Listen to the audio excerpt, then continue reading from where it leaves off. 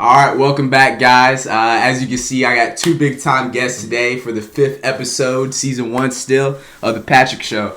Extremely excited. As I said already, I got a guy to my left right here, Mason Grubbs, and Norris.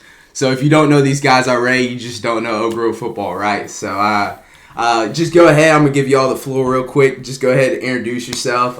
Just tell what you been doing, your major, whatever, man. Yours. Yeah. So my name is Mason Grubbs. I go to North Carolina Central. Right now I'm majoring in kinesiology, and I plan on graduating next December. Excellent. All right, you? I'm Norris. I go to the community college, Davidson-Davie, and I plan on transferring after this spring semester to get my bachelor in business management, and then to go on into maybe get my master's and go on from there. All right, awesome. So we'll go into y'all's stories more in depth. But right now, as always, on tradition, we'll say a short, quick prayer, and then we'll keep it rolling. All right, so let's go ahead and bow our heads real quick. Father God, thank you for this day you provide for us. The people here in this room, the people listening, everyone here, Lord, I just want to thank you for the blessings you provide for us each and every day, Lord. I ask that throughout our days, throughout whatever it is, throughout the time we are here on earth, that we continue to honor and glorify your name with our words and actions. So in Lord's name we pray. Amen. Whoa. I already know you see the merch. You liking what you see. So go ahead. This is a giveaway. It's a giveaway like I said. So make sure you like, comment, hashtag free t-shirt, hashtag free t-shirt. Like, and go ahead and share it. Help a brother out, right? But anyways, on to the video. Okay. Amen. All right. So, like I said before, this one's a little bit special. It's a little bit different. I got two guests rather than one. It's 5th episode, so I had to bring a banger, right? So, start off with you, Mason Grubbs. Just tell us a little bit about your, because you played college ball, you still do. You played where? North Carolina Central. Yep. Originally. Mm-hmm. So just tell us a little bit about how the transfer portal worked, and then just how college ball is. So I enjoy college ball. It's definitely a lot more difficult, especially D1. I played a little bit at Central and a couple days at Wingate. So I enjoyed my time at Central, but it just wasn't a good fit at the end. So I attempted to go to Wingate. Mm-hmm. And the transfer portal was awesome. You know, my favorite part about college football is the recruiting process, just being able to talk to all these coaches. And I think I was in the portal for 4 days, and it's pretty awesome how it works. I mean, it just puts your name on a list in front of all these college coaches, and I probably had about another 10 offers just in those 3 days. Wow. The majority of it is from schools far out of state, like Illinois, California, and things like that. I had a couple from Ohio, but I obviously chose Wingate because it was closer. But in the end, it didn't work out, though, because my credits wouldn't transfer over. So I'm back at Central now, and I'm decided I'm definitely done with football for now. Oh, wow. I didn't know that. So, yeah, that's good to know. But, yeah, I was just saying, like, guys like me and other people viewing, I mean, we're still in that high school or graduate phase, and, we're still trying to play ball. But it's good to hear, you enjoyed it because, everybody has their own view and perspective of college ball because it's a lot different, am I Absolutely. mistaken? It's a lot different ball game right there. And then we'll switch up to you, Noah. You played high school ball, of course, and I mean, if you can look at his highlights. The boy could the man could play. He could easily play collegiate level. But just talk to us, Noah, about your story, because I mean, if you don't, I actually on the thumbnail, you were weighing like 295, 300 pounds in high school your senior year. So tell us a little bit about your story and how you were able to transform your body. So basically, I grew up like completely overweight, and but I always fell back on football as my excuse to be like really big and everything. Mm-hmm. So when I got to high school my senior year, and I was like 305 pounds, played football. I loved football. I always dreamed of playing college football. Mm-hmm. But at the end of my senior year, I had to decide whether I just keep playing football but I'll keep being big, or if I can just make a difference and just change my body completely. Because I was just tired of making that excuse of football being the only reason that I'm big. Mm-hmm. So I decided just to take a year and just fully focus on my health and just completely change my body. Yeah. And so I went through with that, and there's still some regret that I have not playing college football, but looking back at it, I feel like I made the right decision. But that's kind of where I'm at right now. Yeah, I feel that. Because last year you were a part-time coach with us, and I did that. you were you did a little bit of that. And I remember it wasn't just me; it was a bunch of guys around, especially seniors, because we knew we seen you before, and everybody was stunned because when we saw you, it's like, is that Noah right there? Because I mean, you look like a totally different person, and I mean that's phenomenal how you were able to transform your body and stuff. But I mean, I feel that how you were saying how you were kind of frustrated, or not frustrated, but you kind of wish. I was just like, yeah. No, you're good. What you were saying? Like how you wish you continued to play, or because you always you might have that thought of what could I've done and stuff like that. So that's why I hope to do as well. I hope to play collegiate level sometime soon. But yeah, but that's great that where you're at and you're confident in where you're at. You know what I'm saying? So hey, you never say never. I might come back. That's right. That's right. You don't want to end the chapter yet. I feel that. So now we'll transfer over to a tradition here on the Patrick Show. It's called the hot take. So I'm not sure if y'all been watching the episodes, but on the hot take, it can get controversial real quick.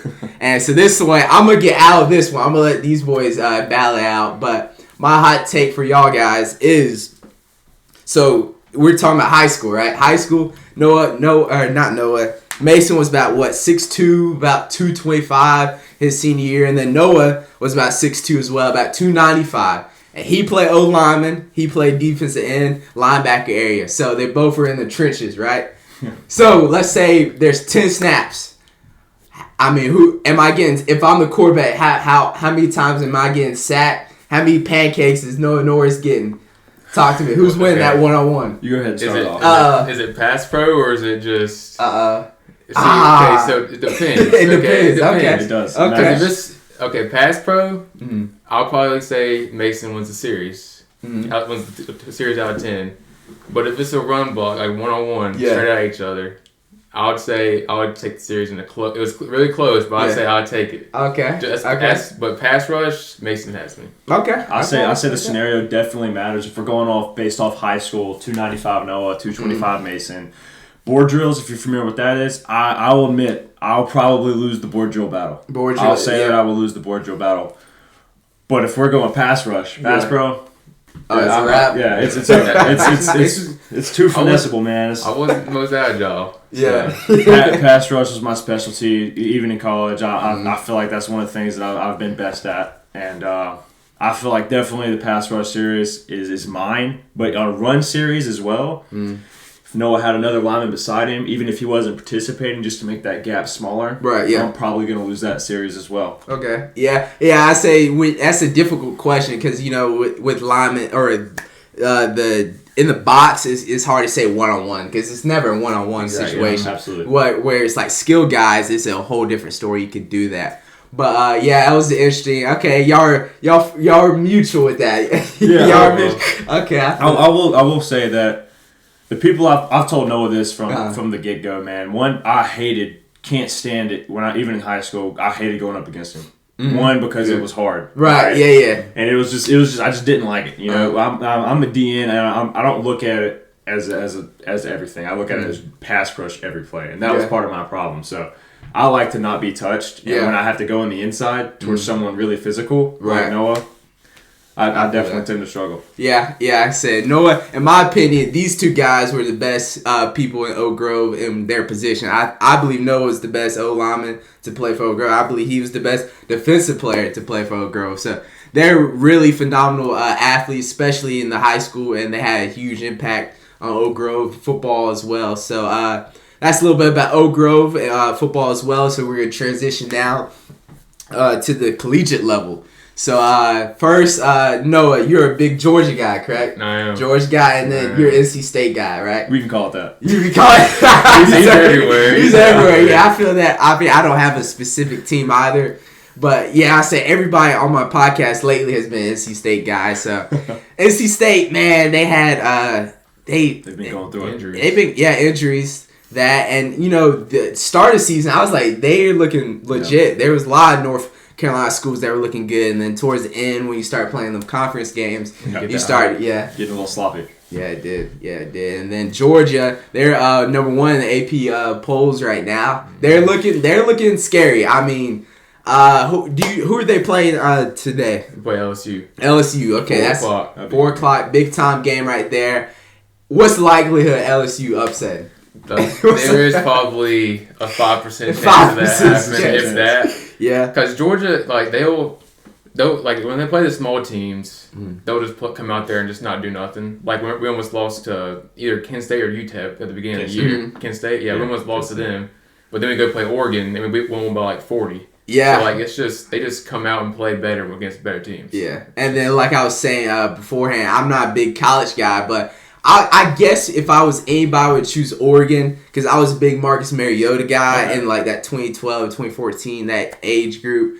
And when I saw Georgia just absolutely wreck Oregon, I was like, that was tough to see. Tough to see right there. But Georgia's looking very dominant. I mean, they're as long as they win, of course, tonight or today, they'll keep their rank. But out of the top 4 teams, Georgia, you got Michigan, you got TCU, and then you have USC, but USC just got killed last night. So that's getting dropped. So I would say USC just dropped. I feel like TCU game, that might be an upset right there. Really? What are you thinking? I think it's going to be like Cincinnati and Alabama all over again. It's going to be a team that really should not be in the playoffs. But they're gonna make it anyway just because their record. Yeah. And I feel like Georgia would win by at least 2 scores. You think so? You've seen upsets coming up today with the TCU or the Georgia game? No upsets. I don't know. Like I said, I think TCU is one of those teams like a fraud team. You know, they have the history and the record to back it up, but I don't think that they necessarily deserve to be in. I'm on board with that. And then like you were saying, I mean, without Alabama or Clemson currently in the top 4, I mean, I'm sure they're gonna try to squeeze somebody in because I mean, it's a different. It's been forever. It feels like without Alabama nor Clemson in the playoffs. So.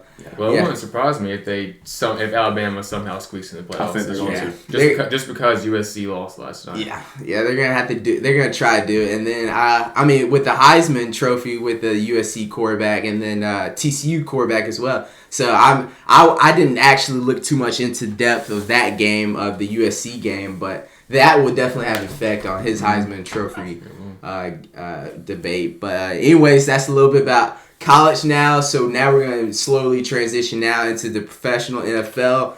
And I forgot both of your professional teams. So I'll start off with you guys. Seahawks. Niners. For sure. Woo, Seahawks and Niners. Rival teams. Yeah, I feel that. So, I know we had another guy on the podcast as well with the Seahawks fan. So without Russ, at the beginning of the season, how were you feeling when you knew Russ was on the team? At first I was upset, but I watched Geno Smith eat up last year. I mean, I've been saying for a while before the season started. I told Noah, I said, hey, MVP, right?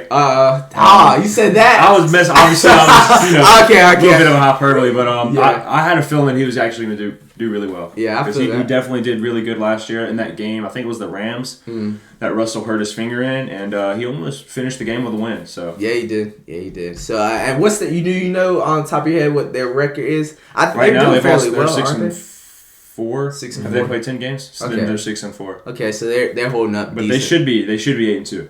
2 of those games slipped away. Yeah. So. I mean, it happens to the best of us. And then year 49, they got a big game this week going against Miami Dolphins. Do you see?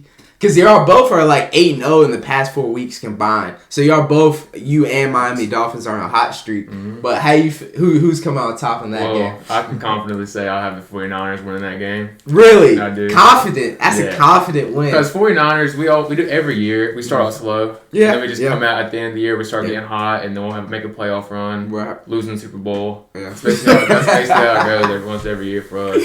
Yeah. So I'm a Cowboys fan. Y'all had smacked us last year in the playoffs, so that was tough to see. And then Debo, I'm not sure if I got him on my fantasy, so I've been checking it out. but I'm not sure if he's playing. He's not. He's not. I know he's questionable. Questionable, He's always questionable with his hamstring, but I feel like he'll play just because it's a pretty big game. Yeah, it is a big game, and then that Christian McCaffrey pickup. A lot of people were saying that they believe Panthers won that deal. I think the 49ers won. What do you think about that? I think the 49ers won. Yeah. See, the only reason that Christian McCaffrey was getting hurt so much is because the Panthers gave him the ball every single play. Yeah, exactly right. He was getting over. You can't have that for a running back. A running back is not a quarterback. He can't just stay in the game the whole offensive drive. That's just asking too much out of your running back. So, but they're using him phenomenal. We are Kyle Shanahan's offense. Like Kyle Shanahan has one of the best offensive schemes in the whole NFL, and so the way we can use him throughout the season and everything is just that's what makes our offense so unpredictable and good. Yeah. Yeah, that's good. That's good. So, that's a little bit about professional. Or actually, I'll talk about my Cowboys. We playing against. Or y'all mess with the Cowboys, right? Or I keep getting haters. The America's team, man. I'm a Cowboy hater. I'm not a big fan of the Cowboys. Not a big. Gosh, it's tough out here, Cowboys fans. It's tough out here. But we got the Colts this week. But I mean, I can't remember who we be against. Brain fart. But anyways, we've been looking pretty good this season. And then I'm excited about the Tennessee and Eagles game because Philadelphia just lost to Washington football team. I don't think anybody saw that coming. But with that loss, and then hopefully Tennessee can keep it rolling and defeat Philadelphia, and that could help us in our conference play. Dude. I think Philadelphia's a fraud team. I really do too. They're like the Steelers from a few years ago.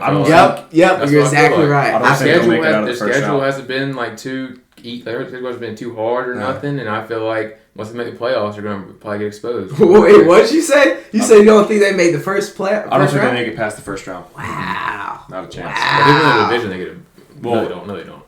No, there's no buys, but they would, still be home and then for a good decent amount of time. Mm-hmm. Dang, that's bold. That's a bold statement. I would bet on that. I think TCU. Yeah. TCU at the NFL, right? Yeah.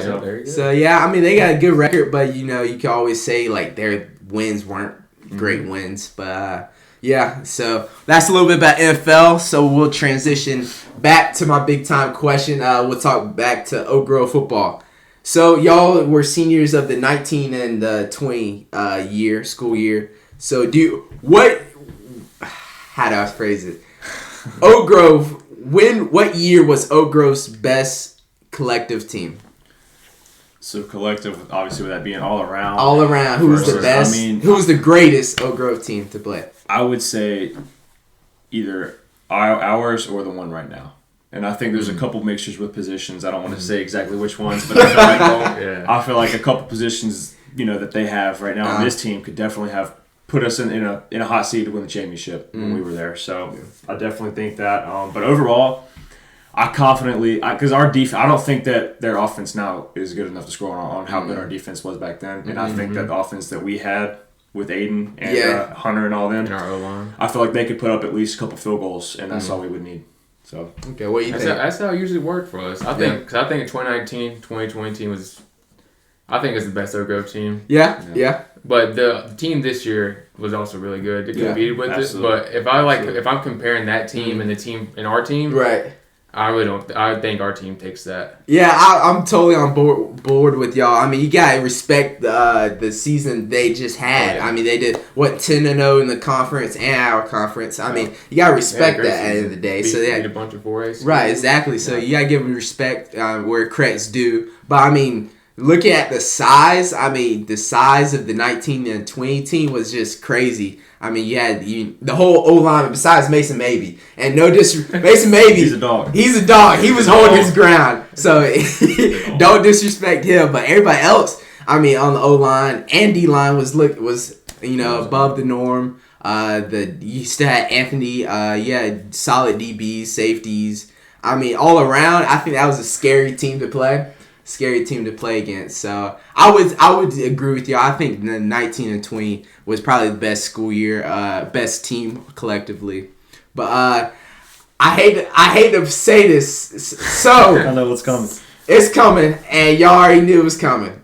So y'all were seniors. Last game of the season was against North, and that game. it's probably not a game you would like to, cherish and remember and talk about a little bit. So don't beat me up here. But talk to me about y'all's perspective of that game and what you think.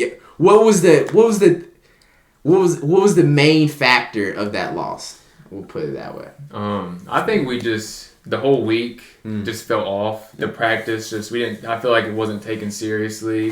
I feel like we practiced in the gym for most of the days, and I just felt like some people really just weren't taking it as serious as they should have, and and it showed in the game how it just showed. So feel that. What about you, Mason? I completely agree. I felt like no disrespect on the coaches by any means. Every single person part of that staff are great coaches, and I believe even the wide receiver coaches. Like Coach, he could be a head coach at any other school he wanted to, but he chooses to stay there. So I'm not completely blaming this on the coaches, but I do feel like I don't think it was taken seriously at all. I think that their battle with North was the first game or the second game of the year when we did beat them, and once that was over, they just went on the conference. Right. I don't think that.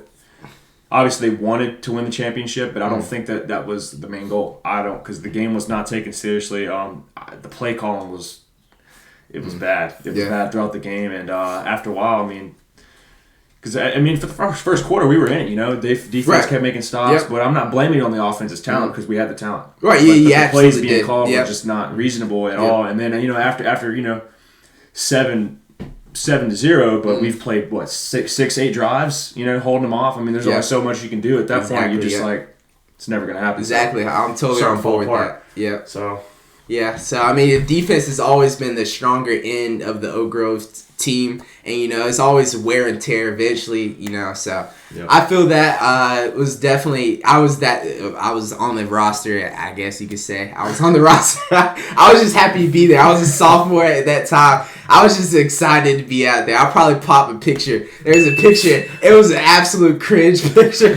I was like mid-talk. It was funny. I'll probably pop it out. But that was just, I guess that's the thing. I think, when it's playoff times and we have those freshmen, sophomores, I was one of those sophomores, you're just happy to be there. You kind of giggle around. You're just happy to be, with the varsity and stuff like that. So I feel like, it still happens today, when you have people on the team that maybe shouldn't be. It probably hurts them rather than helps the team.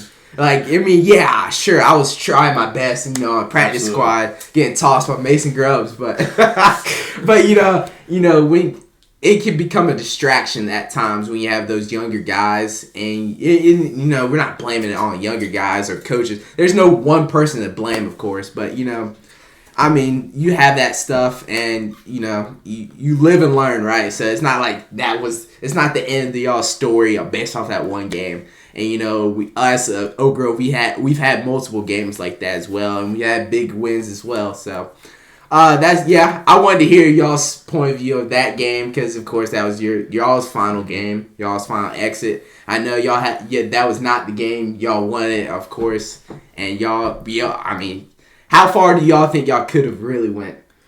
Pretty far. It's hard to beat a good team twice. Yep. It really exactly. is. And another thing, I don't think that we should have even been playing them at that point. Exactly. Yeah. We shouldn't have been the 3 seed. We lost one game, and there was the second seed was they lost 2 games. So I don't understand how that made sense. I think the majority of it was they just wanted to see it play. They just wanted to see it happen. Yeah, it happened next year too. Yeah, they always want to put North Davidson on our path in the playoffs. Who did North play that or a year after they beat us? It was it was a pretty solid team, but I don't think it was a team that would have stood a chance against us. Really, for sure. I'm not saying we would have won it because I don't think we could have handled Shelby by any means, but we definitely could have met up there. We definitely could have been glad to be there. Yeah, I was going to be glad to be there. Just glad to be there. Yeah, I feel that because I'm not sure if y'all have been sticking with Oak Grove, but this year in the playoffs they were seated. I think they were seated 3. No. I think it was second.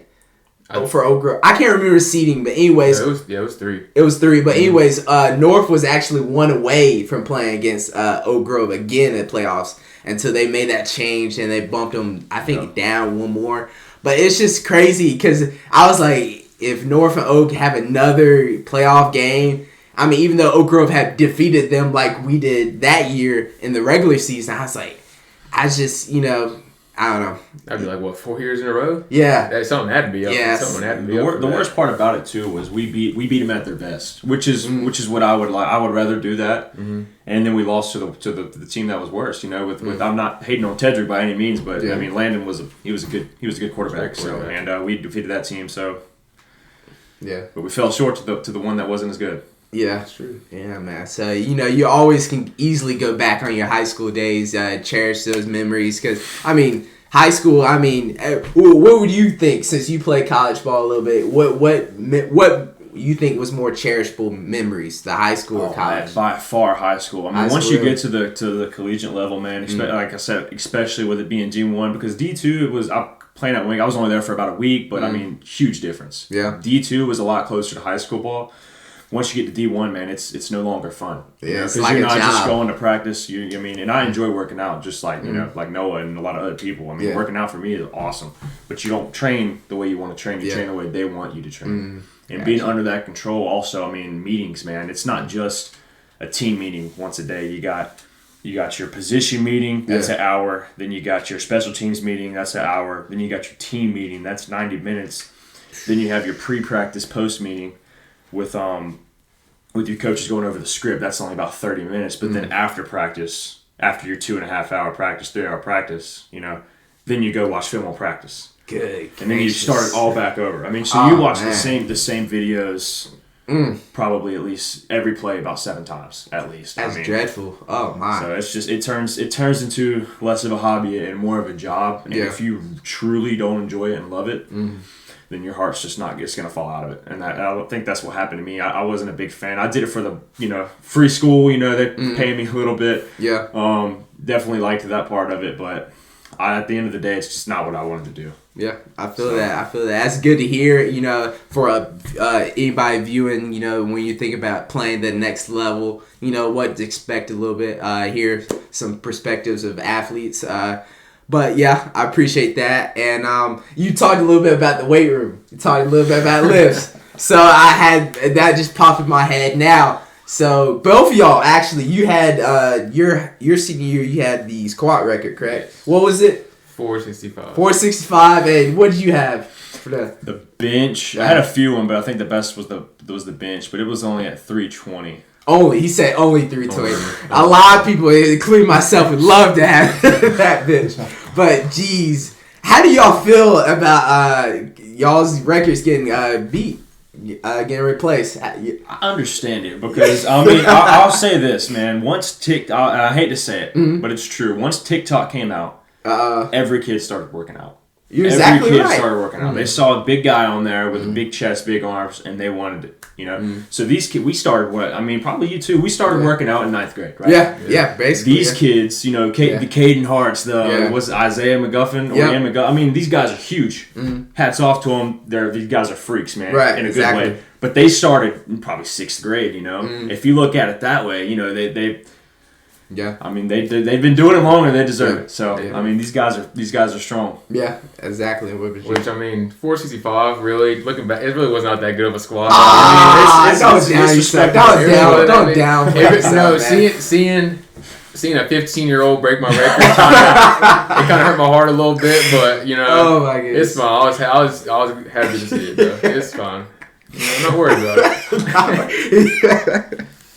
Alright, yeah, but I appreciate y'all talking. But yeah, that's a little bit about that. The weights, lifts. So we talked about literally just about everything you can think of. So I appreciate y'all coming on to the show. I know y'all are fairly busy guys. But I'm going to give y'all the floor if y'all got any questions, statements, and of course I'll give y'all the socials. But yeah. Okay, well I'll just go ahead and say about what I got planned for next, man. Like what's next? Yeah. Tell us. Definitely curious to hear what Noah has to say about that too. So I actually just got the go right before the show started about roughly 30 minutes ago. I'm pretty excited about it. So I start my student teaching. I'm going to school to be a physical education teacher, and I hope to be take Stan's job. Be the athletic director of Grove here. Take his job. Watch out. Watch out. But for now, we're gonna stick with the PE thing, and I just got the go that I'm gonna be doing my student teaching there. So that starts next August. I'm pretty excited about that, and so we'll go from there. Where at? Oak Grove. Really? Yeah, that's what I'm saying. Oh, wow. That's at Oak Grove. So That's as of August, amazing, that's man. where I'll be, and then hopefully it'll roll over to a full-time job. That's amazing, man. I'm excited for that. And then what about you, Noah? Well, I'm hoping. So I'm gonna get my business degree in bachelor's, and by the time I get to there, I'm gonna see where everything is, like my future and everything. Yeah. And I've thought about going to coach with Mason, like going to be a football coach and help teach too, and just do that. And I've also thought about going to get my master's, but I hope the goal is one day to own my own business, whether it's by myself, with Mason, or with my girlfriend, future wife, whatever. Future So, wife. no, like, no. You know what I mean. You know what I mean. Like family-owned business. Yeah. A family-owned business. Okay. Gotcha. Something like that. Like I want to have my own business one day and just go with that. So that's kind of where I am right now. That's awesome. I'm really excited about that. Y'all got some big time things coming heading y'all's way. So that's another great blessing given by that Most High, Jesus Christ. So that's a little bit about that. I'll definitely add their socials. What, Instagram, Twitter? Is that Instagram cool? will work. That's fine. Instagram. All right, sounds good. All right, so as we wrap up, we always during the tradition we'll just say peace.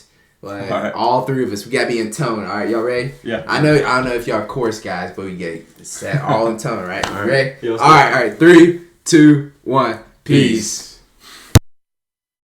Don't forget to like, comment, and subscribe. Thank you for watching.